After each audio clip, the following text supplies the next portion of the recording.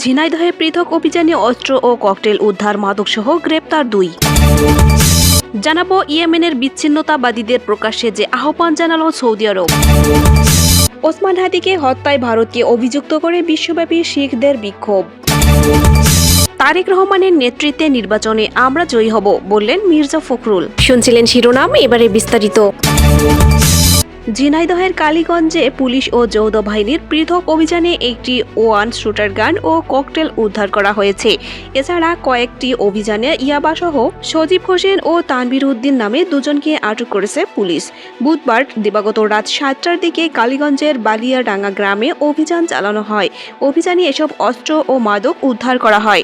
গ্রেপ্তারকৃত সজীব হোসেন উপজেলা বালিয়াডাঙ্গা গ্রামের মোহাম্মদ আলীর ছেলে এবং তানভীর উদ্দিন বানুরিয়া গ্রামের জহির উদ্দিনের ছেলে। পুলিশ জানায়, বুধবার দিবাগত রাতে কালীগঞ্জ উপজেলার জামাল ইউনিয়নের উল্লা গ্রামে যৌথ বাহিনী অভিযান চালায়। এ সময় পরিত্যক্ত অবস্থায় একটি ওয়ান শুটার গান ও 2টি ককটেল উদ্ধার করা হয়। এছাড়া উপজেলার বালিয়াডাঙ্গা গ্রামে অপর এক অভিযানে 22 পিস ইয়াবার উদ্ধার করে পুলিশ। এ সময় তানভীর ও সজীব নামে দুজনকে আটক করা হয়। এ ঘটনায় কালীগঞ্জ থানা পুলিশের উপপরিদর্শক নাজমুল হোসেন খান বাদী হয়ে মাদক দ্রব্য নিয়ন্ত্রণ আইনে মামলা দায়ের করেন। বৃহস্পতিবার কালীগঞ্জ থানা পুলিশের ভারপ্রাপ্ত কর্মকর্তা ওসি জেল্লাল হোসেন বলেন, মাদকসহ আটক দুজনকে মাদকদ্রব্য নিয়ন্ত্রণ আইনে মামলা দায়েরের মাধ্যমে আদালতে সোপর্দ করা হবে। এছাড়া অস্ত্র উদ্ধারের ঘটনায় অস্ত্র আইনে মামলা রুজু করা হয়েছে, তবে এখনো কাউকে আটক করা যায়নি। তদন্ত শুরু হয়েছে। এদিকে ইয়েমেনের বিচ্ছিন্নতাবাদীদের প্রকাশ্যে যে আহ্বান জানালো সৌদি আরব। ইয়েমেনের বিচ্ছিন্নতাবাদী সশস্ত্র গোষ্ঠী সাউদার্ন ট্রানজিশনাল কাউন্সিল দেশটির সবচেয়ে বড় প্রদেশ হাদ্রামাউত এবং আল মাহরা দখল করেছে। ডিসেম্বরের শুরুতে আকস্মিক সামরিক অভিযান চালিয়ে ইয়েমেনের সবচেয়ে তেল সমৃদ্ধ প্রদেশগুলো নিজেদের নিয়ন্ত্রণ নেয় তারা। তবে এসব অঞ্চলের দখল ছেড়ে দিতে এসটিসিকে প্রকাশ্যে আহ্বান জানিয়েছে সৌদি আরব। হাদ্রামাউত ইয়েমেনের সবচেয়ে বড় প্রদেশ এবং এটির সঙ্গে সৌদির বিশাল সীমান্ত রয়েছে। এসটিসি নামের এই সশস্ত্র গোষ্ঠী ইয়েমেনকে 2 ভাগে ভাগ করতে চায়। তাদের দাবি, 1990 সালের আগে ইয়েমেন যেমন 2 ভাগ ছিল, এখন সেই আগের অবস্থাতেই ফিরে যেতে হবে। এসটিসির যোদ্ধারা ওই 2টি প্রদেশে নিজেদের অবস্থান যখন শক্তিশালী করছিল, তখন ভেতরে ভেতরে তাদের সরে যেতে বলছিল সৌদি। কিন্তু আজ বৃহস্পতিবার প্রকাশ্যে এই আহ্বান জানিয়েছে তারা। সৌদি আরবের পররাষ্ট্র মন্ত্রণালয় বলছে, সৌদি আরব ইয়েমেনের সকল রাজনৈতিক দল ও গোষ্ঠীর মধ্যে পারস্পরিক সহযোগিতার উপর গুরুত্ব আরোপ করছে। একই সঙ্গে দেশটি সবাইকে ধৈর্য ধারণ করার জন্য আহ্বান জানিয়েছে এবং এমন কোনো পদক্ষেপ না নিতে অনুরোধ করেছে যা সে দেশের নিরাপত্তা ও স্থিতিশীলতাকে বিঘ্নিত করতে পারে, কারণ এর ফলে পরিস্থিতি নিয়ন্ত্রণের বাইরে চলে যাওয়ার ঝুঁকি তৈরি হতে পারে।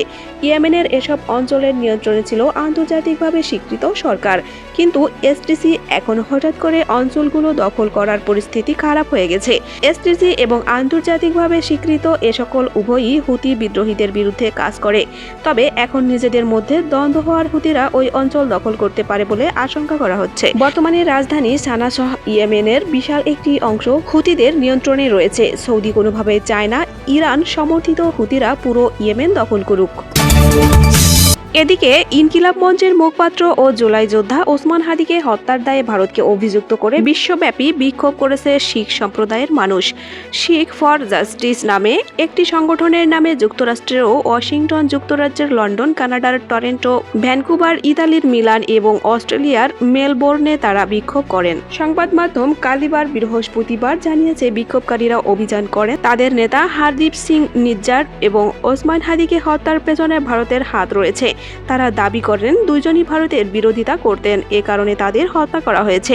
গতকাল বুধবার হওয়া এ বিক্ষোভের লক্ষ্য ছিল শিখ নেতাদের উপর ভারত সরকারের চালানো দমন নিপীড়ন চালানোর বিষয়ে বিশ্ববাসীকে জানানো।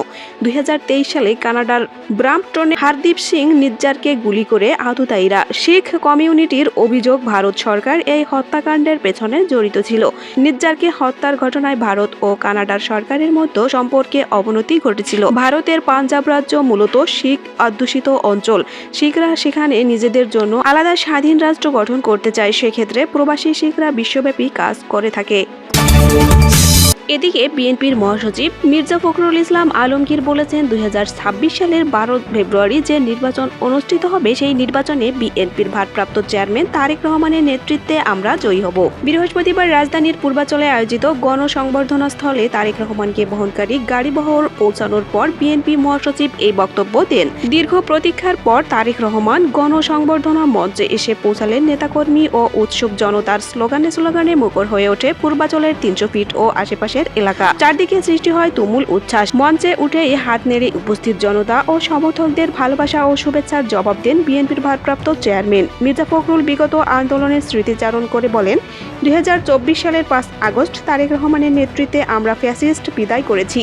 তারেক রহমানের নেতৃত্বে আমরা একটি কঠিন পথ পাড়ি দিয়েছি। ইনশাআল্লাহ 2026 সালে তারই নেতৃত্বে আমরা আবারও জয়ী হব। সুপ্রিয় দর্শক, এই ছিল সর্বশেষ আপডেট। আমাদের পরবর্তী আপডেট সংবাদ সবার আগে পেতে ভিডিওতে একটি লাইক দিন এবং অনুরোধ থাকবে চ্যানেলটি সাবস্ক্রাইব করে সাথেই থাকুন।